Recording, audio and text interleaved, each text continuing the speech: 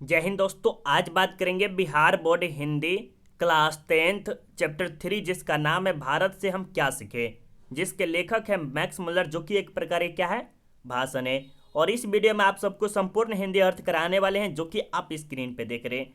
तो आप इस वीडियो को शुरू से लेके अंत तक जरूर देखिएगा, क्योंकि इस वीडियो में आपको बहुत ही मजा आने वाली है। जब आप शुरू से लेके अंत तक देख लेंगे तो हम आपको चैलेंज देते हैं मेरे दोस्त, आपको 100% समझ में आएगा।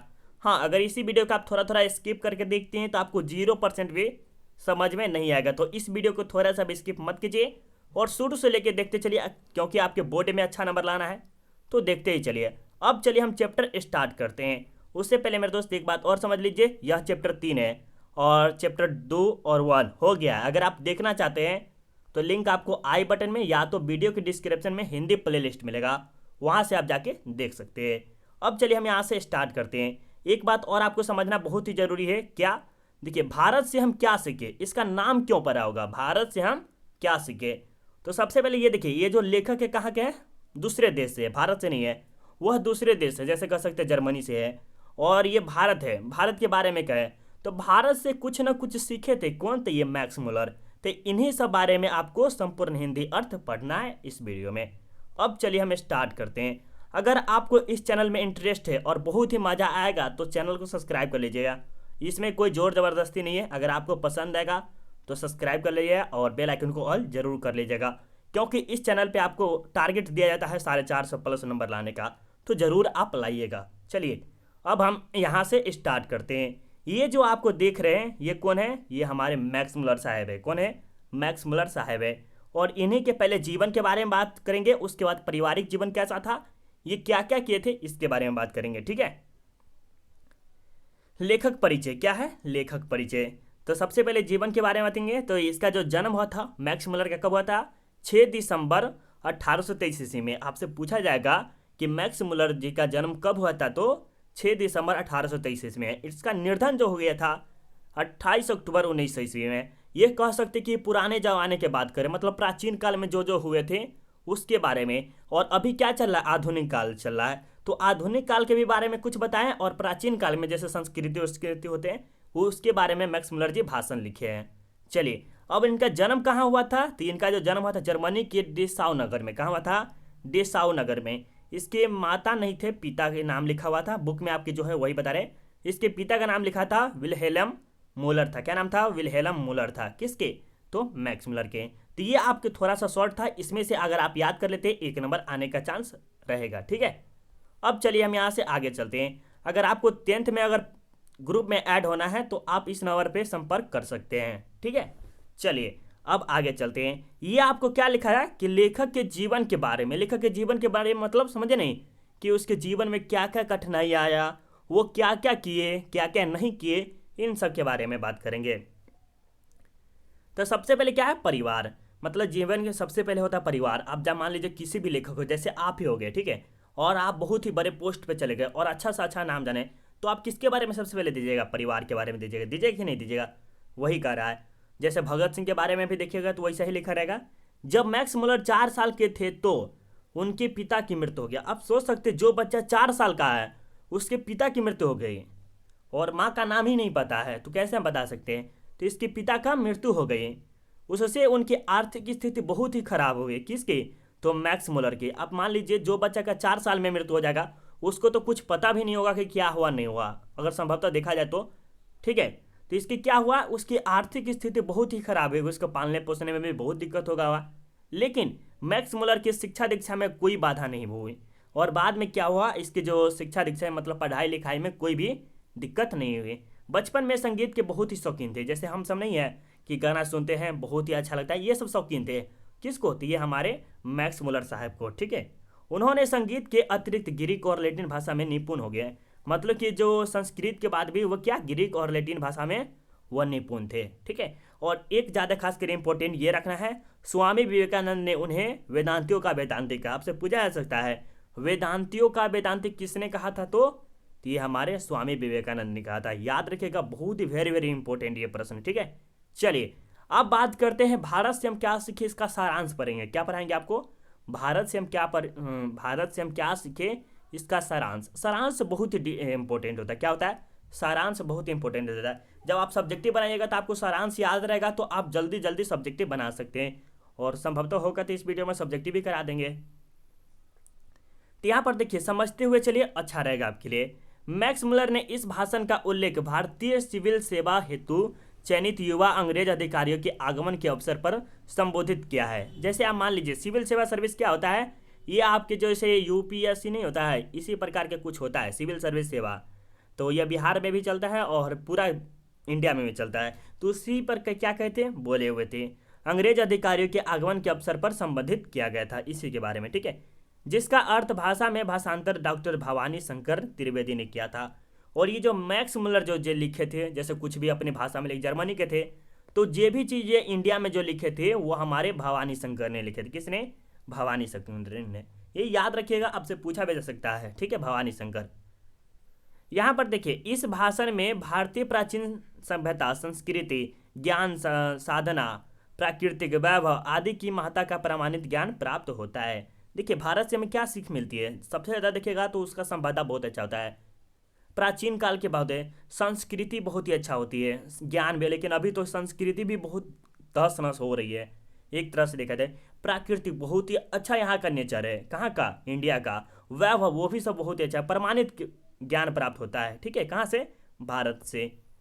इस भाषण में लेखक ने भारत की संपदा और प्राकृतिक सौंदर्य से परिपूर्ण पृथ्वी पर स्वर्ग जैसा देश है, मतलब जो है ना, मैक्स मुलर कहते हैं कि ये जो देश है ना भारत, वह क्या है, स्वर्ग जैसा देश है, जहाँ पर जिसका जन्म हो जाता है वह स्वर्ग में जन्म ले लिया। क्यों, क्योंकि यहाँ का प्राकृतिक सौंदर्य बहुत ही अच्छा है, सबसे अच्छा है, पूरे कंट्री से अच्छा है यहाँ पर। कहाँ पर, तो भारत में। मानव मस्तिष्क की उत्कृष्टतम उपलब्धियों का साक्षात्कार सर्वप्रथम भारत ने किया था। किसका, मानव की जो शरीर हो रही है उसके बारे में जो सर्वप्रथम साक्षात्कार किया था, तो वो हमारे भारत ने किए थे। भारतीयों ने जीवन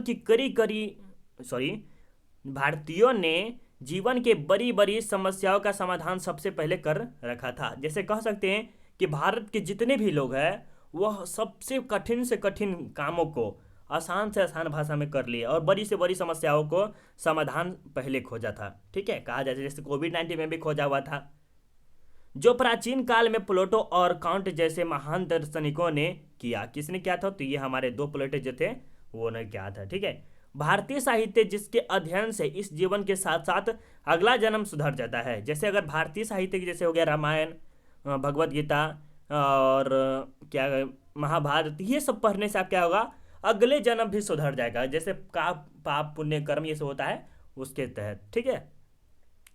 भारत के गांव में सच्चे भारत का दर्शन होता है। भारत के जो गांव होता है उसमें सच्चे भारत का दर्शन होता है। कैसे, भाईचारा होता है वहाँ पर, कहाँ में, गांव में। लेकिन अब तो वो भी खत्म हो गया, धीरे धीरे देखा जाए तो वो भी खत्म हो रहा है।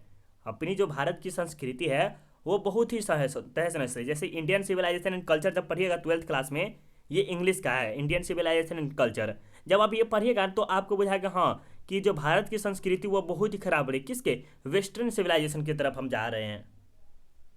चलिए, आज भी भारत की संस्कृति यूरोपीय लोगों के लिए महत्व रखता है। यूरोप के जो जितने भी लोग हैं वहाँ पर भारत की संस्कृति बहुत ही अच्छा माना जाता है। अभी भी हमारे पास भारत को पहचानने की दृष्टि होनी चाहिए, और हम सब है उसको पहचानने की दृष्टि होनी चाहिए। कैसा है, प्राचीन काल या आधुनिक काल में जीवन के जटिल से जटिल समस्याओं का निदान करने वाला भारत है। मतलब कह सकते हैं कि प्राचीन काल में, जैसे आधुनिक काल और प्राचीन काल जो अभी चल रहा है सो, और पहले के बात कर रहा है, उसमें क्या था, जटिल से जटिल समस्याओं का समाधान वो क्या करते थे, निदान करने वाला भारत था। जैसे कोई भी समस्या हो गया तो वो भारत ही करने वाला था, ठीक है। जैसे कह सकते हैं, मतलब यहाँ से कहा जा सके तो भारत एक ऐसा देश है, मेरे तरफ से अगर हम मेरा ये भाषण सुनिए थोड़ा सा, ठीक है।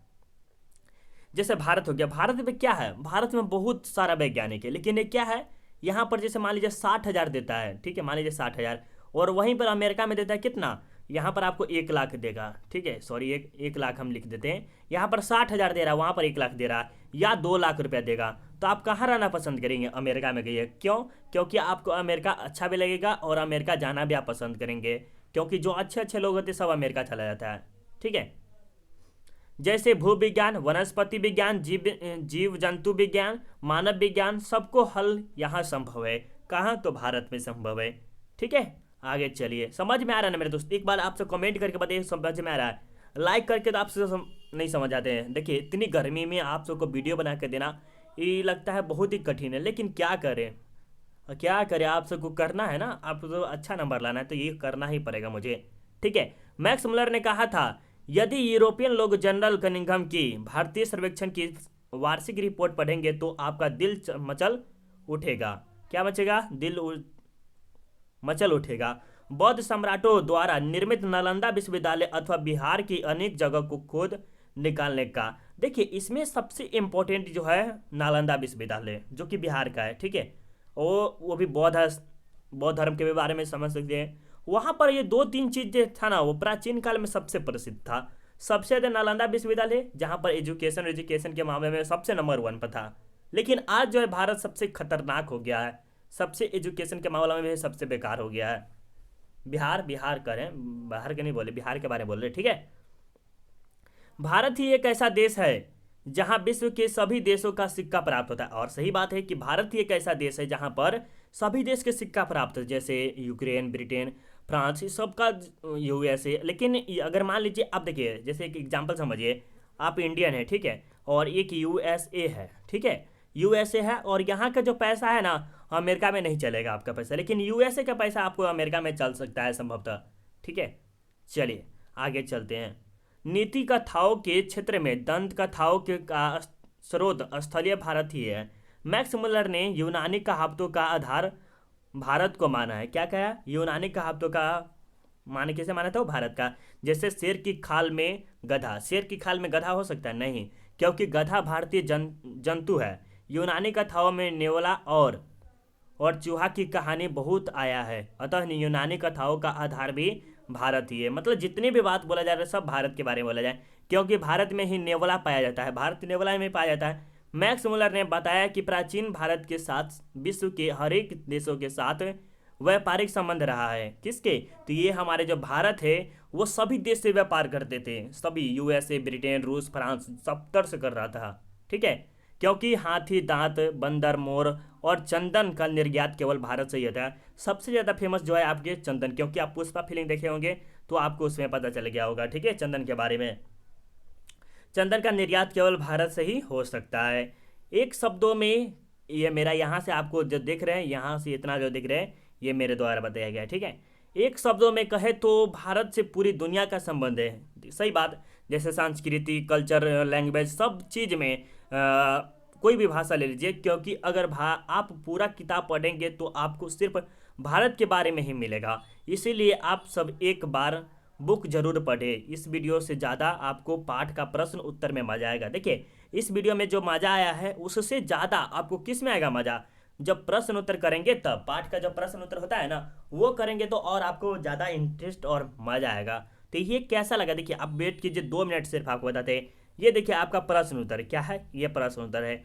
तो संभवतः हम देखते हैं थोड़ा सा रिवाइज करवा के, ये कितना देर हो गया, बहुत देर हो गया है। चलिए हम दिखाते हैं थोड़ा सा। ठीक है, ये देखिए आपके चैप्टर 3 है। क्या है? चैप्टर 3 है। ये सब आपको समझ में आ गया? समझ में आ गया ना? देखिए अगर आपको समझ में आ रहा है तो आप क्या कीजिए मेरे दोस्त, एक काम आप कर सकते हैं, अगर आपको इंटरेस्ट है तो।